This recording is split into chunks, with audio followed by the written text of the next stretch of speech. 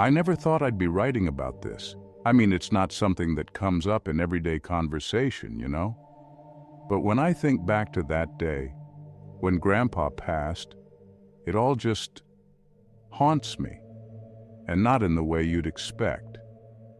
Grandpa was a big part of our lives. He always had this presence, you know? Like when he walked into a room, everything felt more grounded.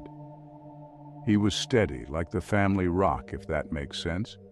So when he died, it was like everything shifted, like we lost that anchor. We did the usual stuff when someone passes away, the funeral, the gatherings, the crying. That was hard, but I thought I was handling it. I really did. But then, the burial day came, and I'll never forget what happened on that drive. We had to drive an hour or so away to bury him. I remember there were several cars, and our family kind of split up into different ones. I ended up riding with my brother and sister. They were both up front, you know, in the driver's and passenger seats, and I was alone in the back. Not that I minded. I was feeling kind of numb at the time, just staring out the window, thinking about Grandpa, trying not to get too caught up in my thoughts. As we started driving, I remember feeling so tired, like way more tired than I should have been. Maybe it was the whole week catching up with me, I don't know. But before I knew it, I had dozed off. And man, when I woke up, that's when things got weird. My eyes were still heavy.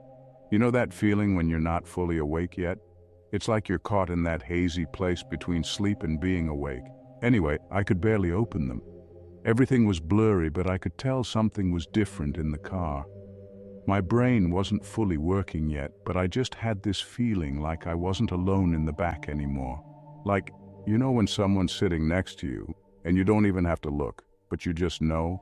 It was like that. I squinted and tried to get a better look.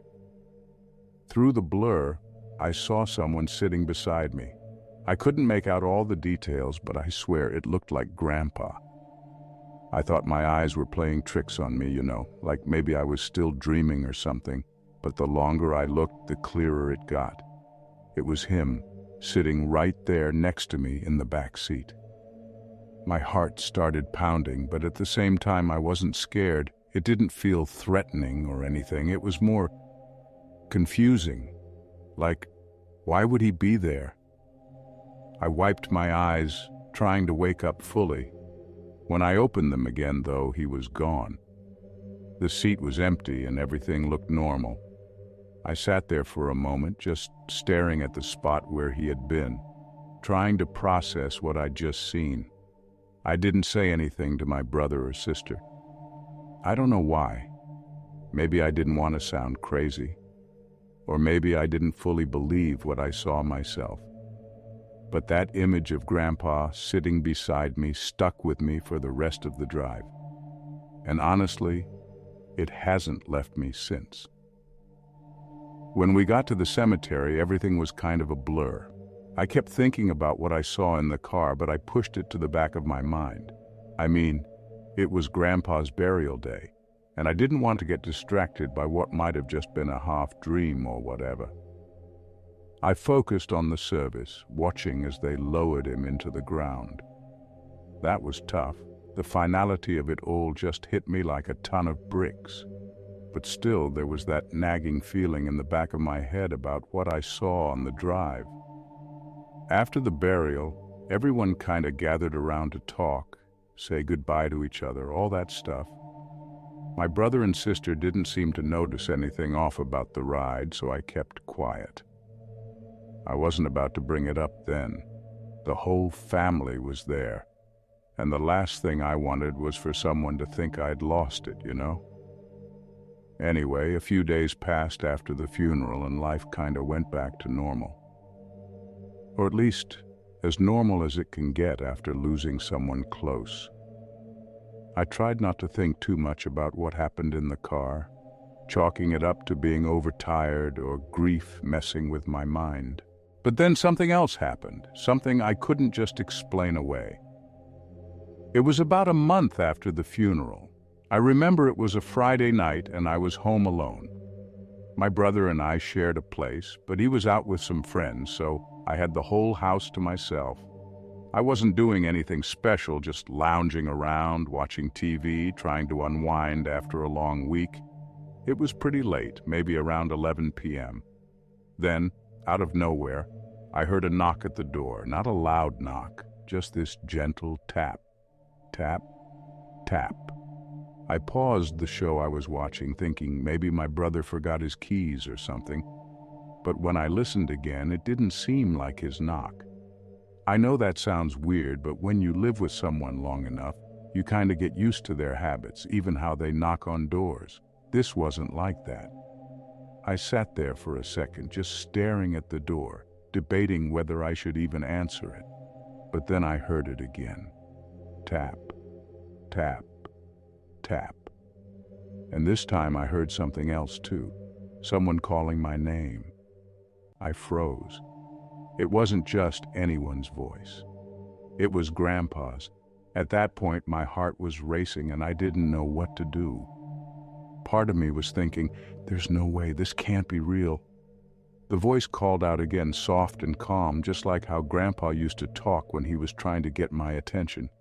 It was so clear, like he was standing right outside the door. I don't know how long I sat there, just staring at the door, but eventually I forced myself to get up. My legs felt like lead as I walked toward the door, each step heavier than the last. When I finally reached it, my hand was shaking. Something in my gut was screaming not to open it, like some kind of instinct telling me it wasn't right. But that voice, I'll never forget it. I stood there, and I heard Grandpa's voice again. It sounded a little more distant this time, like he was farther away, but still clear enough to make out. He said, "It's me, open the door." But something about it just felt off. I can't explain it, but it was like the voice was too perfect, too calm. It didn't feel like Grandpa.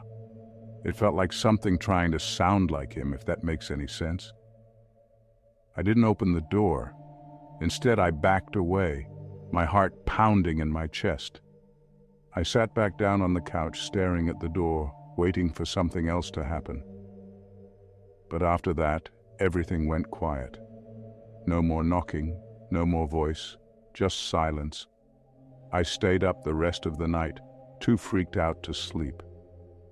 When my brother finally came home, I didn't tell him what happened. I didn't want him to think I was losing it. But that night stuck with me. It felt real, too real. And it wasn't the last time something strange happened either. After that night, I couldn't get rid of the feeling that something was wrong. I didn't tell anyone what happened, not even my brother, but it stayed with me. I kept thinking about the knock on the door, the voice that sounded just like Grandpa, and the way my gut told me not to open it. It felt like I dodged something, but I didn't know what. Life kinda went on as usual for a while. I tried to push the whole thing out of my mind. I'd still catch myself thinking about Grandpa sometimes, especially late at night when it was quiet. And every now and then, I'd feel this strange chill in the air, like I wasn't alone even though I was. But I didn't say anything. I didn't want people thinking I was losing it or imagining things. Then, about 2 weeks later, it happened again.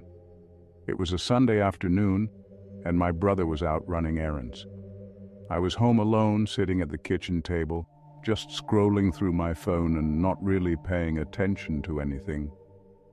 The house was quiet, and the sun was shining through the windows, making it feel all warm and normal. But suddenly, I felt this cold breeze, like someone had left a door open. I glanced over at the front door, but it was shut tight. I checked the windows too, but they were all closed. It didn't make any sense, but that cold feeling just wouldn't go away. It was like the temperature in the room dropped, and I could feel it creeping up my arms, making the hair on the back of my neck stand up. That's when I heard it again. The knock. Tap, tap, tap. My heart sank. It was the exact same knock as before, soft but deliberate. The kind of knock where you know someone's there, but they don't want to be too loud. My stomach turned, and for a second, I didn't want to move. I just sat there, frozen, staring at the door like it was going to open on its own. Then I heard the voice. Grandpa's voice. "It's me." I nearly dropped my phone. I hadn't heard that voice in weeks. But here it was, clear as day, like he was standing just on the other side of the door. I felt a lump forming in my throat. I didn't want to believe it. I didn't want to think that something weird was going on. But there it was, his voice. I couldn't deny it. I stood up from the table slowly, my legs feeling like they weighed a ton. Each step toward the door felt heavier than the last. My mind was racing. When I finally got to the door, I paused again. It hit me all at once. He was gone. Grandpa was gone. Whatever was knocking on that door, it couldn't be him. But the voice came again. "Open the door. I need to see you." I closed my eyes for a second, trying to steady my breathing. I didn't know what to do. Finally, I forced myself to take a deep breath and stepped back. I turned away from the door and walked back to the kitchen, my heart pounding in my chest. I sat back down at the table, trying to calm down, but the knocking didn't stop. Tap, tap, tap. It was like it knew I was still there, still listening. And the worst part? It kept calling my name, over and over. "It's me, open the door." I sat there for what felt like hours, just waiting for it to stop. Eventually, it did. The knocking stopped, the voice faded away, and the air in the room warmed up again. It was like nothing had happened. The next day, I told my brother what happened. I had to. I couldn't keep it to myself anymore. He just looked at me, confused, like he didn't know what to say. "Are you sure it wasn't just someone messing with you?" he asked. For the next few days, I felt on edge. Every little noise in the house made me jump, and I couldn't stop thinking about the knock on the door and Grandpa's voice. I started dreading being home alone, especially at night. I kept expecting to hear that knock again, to hear his voice calling me from the other side of the door, but it didn't come. At least, not for a while. Then one night, about a week later, I was sitting on the couch watching TV when I heard something behind me. It wasn't a knock this time, it was something else. A soft creak, like the sound of footsteps on the floor. I muted the TV and listened closely, but the sound didn't come again. I shook my head, trying to brush it off, telling myself I was just being paranoid. But then I felt it. That cold air. It crept up my body, making the room feel like a freezer all over again. I turned around slowly, my heart in my throat, and that's when I saw it. Just for a split second, but I saw it. There, standing at the end of the hallway, was a figure. It was dark, almost like a shadow, but I could see enough to make out its shape. It was tall, with low shoulders and the faint outline of a face that looked all too familiar. Grandpa. The moment I saw the figure, everything in me just froze. My brain couldn't process what I was looking at. But when it finally clicked, that shape, that outline, those shoulders that looked just like Grandpa, I didn't even think. I bolted. I jumped off the couch so fast I could have sworn I pulled a muscle. I grabbed my keys and my phone. I then ran for the front door, flung it open, and sprinted out into the night like my life depended on it. I don't know what I thought would happen if I stayed, but I wasn't about to find out. I didn't care about the cold, the dark, or anything else. I just wanted to get away. My car was parked out front, so I ran to it and jumped in. My heart was pounding in my ears, and I was barely even breathing. After a few minutes, I started trying to get my head straight. I was sitting inside my car, just thinking about everything. I didn't know what to do at first, so I just sat there. After a while, I did the only thing I could think of. I called my parents. I'm not sure how I even managed to dial the number with how shaky my hands were, but I got through. When Mom picked up, I couldn't even explain properly at first. I just kept saying, "Mom, it's Grandpa, it's Grandpa." She was confused, obviously, but the panic in my voice must have been enough because she told me to come straight over. I don't remember much about the drive to their house. It's all kind of a blur. By the time I got there, my parents were already waiting for me at the door. I ran inside, slammed the door shut behind me, and just stood there, trying to catch my breath. Mom and Dad were looking at me like I'd gone crazy, but I couldn't hold it in any longer. I'd told them everything. The knocks, Grandpa's voice, the figure I saw in the hallway, every last detail. By the time I finished, I could see the worry on their faces, but they weren't looking at me like I was nuts. They actually seemed to believe me. Dad didn't say much at first. He just nodded, listening carefully. Mom, on the other hand, was immediately concerned. "You're staying here tonight," she said, in that firm voice she always uses when she's already made up her mind. No arguments. I didn't argue. I wasn't about to go back to that house, not after what I'd seen. No way. She also called my brother, who was still out with his friends. I could hear her on the phone telling him to come straight to their place when he was done. "Don't go home," she said. "Just come here." After that, we all kind of sat around in the living room, the TV on in the background, but no one really watching it. I couldn't stop thinking about Grandpa, about the figure in the hallway. It all felt so surreal, like it shouldn't be happening. But I knew what I'd seen, and I knew that something wasn't right. The next morning, after we'd all calmed down a bit, my parents decided to do something about it. They decided to burn joss paper for the dead. It's something we do to help loved ones in the afterlife, to send them off with good fortune. But this time, it wasn't about fortune. It was about letting Grandpa know that he needed to move on. We went out to the backyard where Dad set up a small fire. He had a stack of joss paper ready, the kind with gold and silver patterns on it, the stuff you burn as offerings. I watched as he carefully lit each piece, one by one, the flames flickering up into the cool morning air. Mom stood nearby, her hands clasped together, and after a moment she spoke. It wasn't anything fancy or formal, just a simple request. "Dad," she said softly, "we love you, we miss you, but you need to rest. The dead and the living can't live together. You've got to move on, okay? Don't bother us anymore. We'll be okay. You don't need to stay."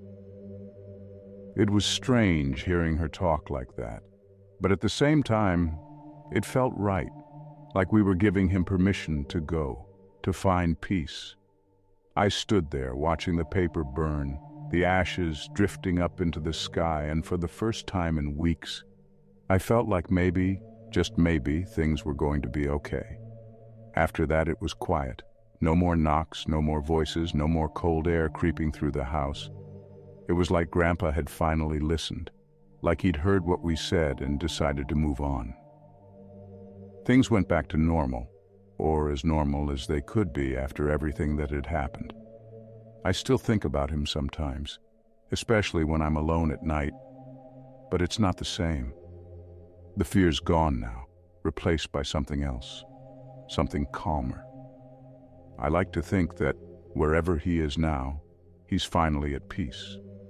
And maybe, just maybe, he's watching over us in his own way, but from a distance, where he belongs. That's it for now. I hope you enjoyed these stories. If you did, check out more of my videos on the screens above or visit my channel for even more. Don't forget to subscribe for future updates. Stay safe and take care.